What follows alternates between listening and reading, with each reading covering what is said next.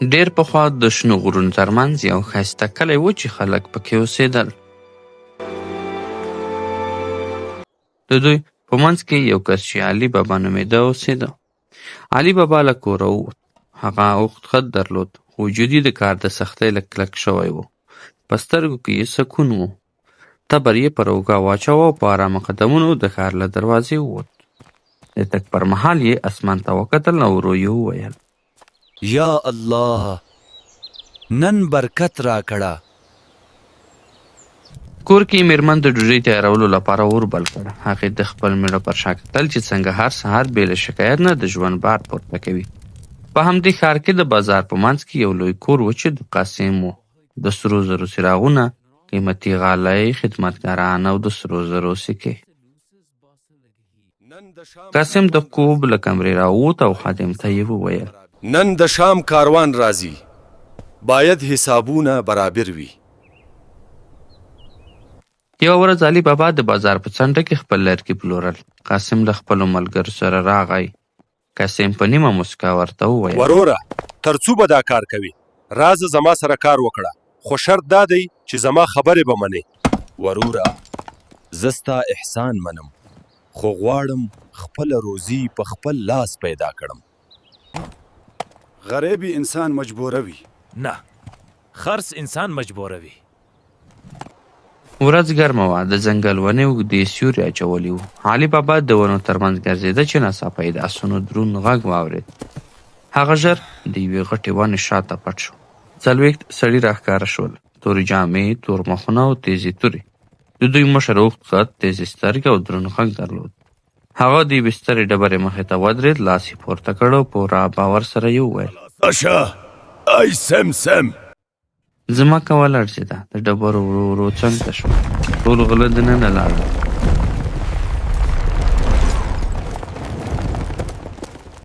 څو شېبې وروسته هغوی راووتل او مشر یې وویل: بندر دشه ای سم. ځنګل بیرته خاموش شو. علي بابا اوږده ساه واخیسته. د هغه زړه له ډاره ډک و. خو د کور د لوږې تصویر یې سترګو ته ودرېد. هغه ورو مخته لاړ، لاسونه یې لړزېدل. هغه په ټیټ غږ وویل: خلاص شه ای سم.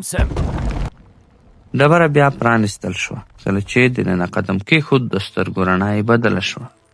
زر د لمر په شان ځلېدل. قیمتي غمیل لکه ستوري ښکارېدل. هغه په ځان کې وویل: که زه دا ټول واخلم نو زه به هم غل شم. هغه یوازې 2 کڅوړې واخیستې.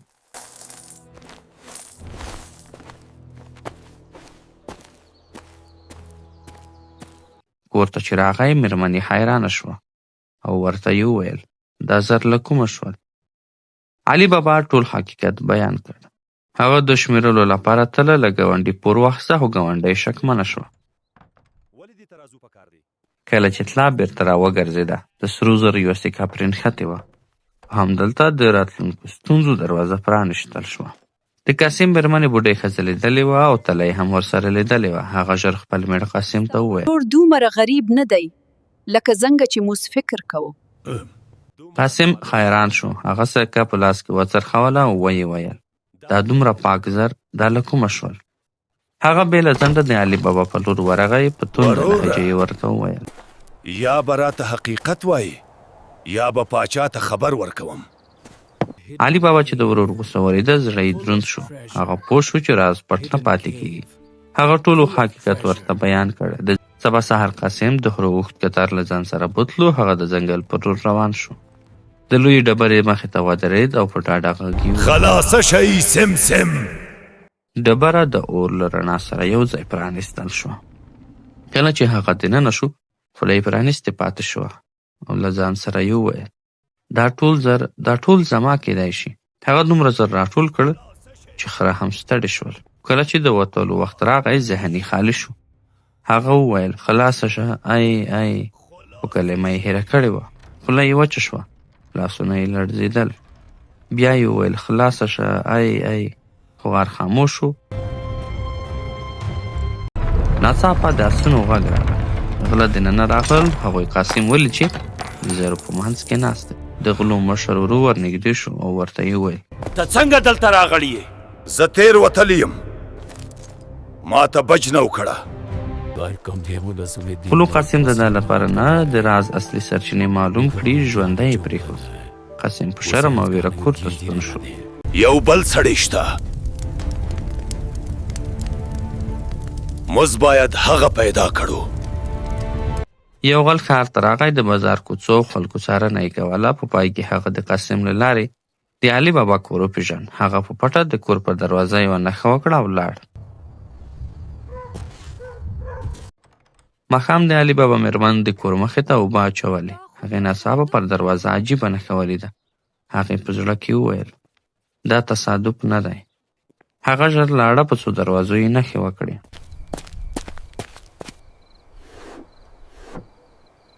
کله چې غله د شپې راغلل، ټولې دروازې یو شان ښکارېدې. د غلو مشر په غوسه وویل څوک زموږ په پلان پوه شوي. د غلو مشر چې د نښو ناکامي ولیده غوسه شو. هغه خپلو ملګرو ته وویل موږ دا ځل بل چل کوو، غلطي نه غواړم. هغه خپله د تیلو یو ستر کاروان تیار کړ. لوښي یې لویې خمیرې تیار شوې، خو د عادي تیل نه و. په ډېرو خمیرو کې غله پټ شول. یوازې یوه خمیره د رښتینو تیلو ډکه وه. یو ماښام د علي بابا د کور دروازه وټکل شو. یو سړی د سوداګر په جمع کې ولاړ و، هماغه د غلو مشر و. هغه په درناوي وویل زه مسافر یم، شپه را باندې راغلی، ستاسو په کور کې ځای شته؟ د علي بابا مېرمنې ورته وویل میلمه د خدای رحمت دی، راځئ.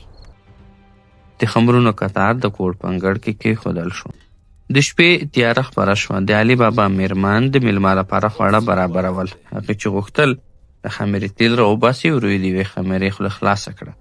له دننه یو پټ غږ راغی اوس وخت دی. هغې زړه ودرېد. هغه ډېره حیرانه شوه. هغه بله خمیره خلاصه کړه، خو بیا هماغه پټ غږ. هغه پوه شو چې دا تیل نه دي، دا خطر دی. هغې ژر ځان کابو کړ، بې له شور وکړي د پخلنځي لوی لوښي پر اور کېښود. تیل یې تاوده کړل. په پټه توګه یې تاوده تیل په هغو خمیرو کې واچول چې غله پکې پټ و. نیمه شپه شوه. د غلو مشر ورو انګړ ته راووت او پټ غږ یې وکړ راووځئ. خو هېڅ ځواب رانغی. هغه یوه خمیره خلاصه کړه. هر څه پای ته رسېدلی و. هغه پوه شو چې څوک تر ده هم هوښیار دی. هغه تېښته وکړه.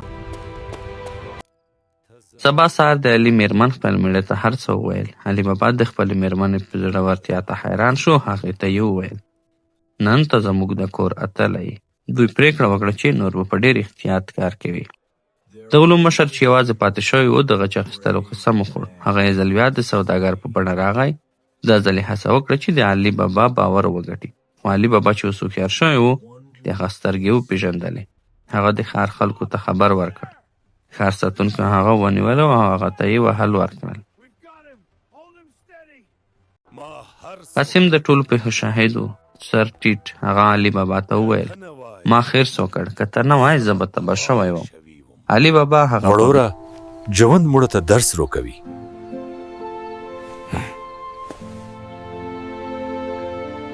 علي بابا خپله شتمني د ځان لپاره نه ساتله. هغه د بېوزلو مرسته وکړه، د یتیمانو لپاره یې ځای جوړ کړ، د ښار د اوبو لپاره یې څاه وکیندله، بازار ته یې امن راوست. خلکو به ویل شتمني هغه ته ښایي چې زړه یې پاک وي.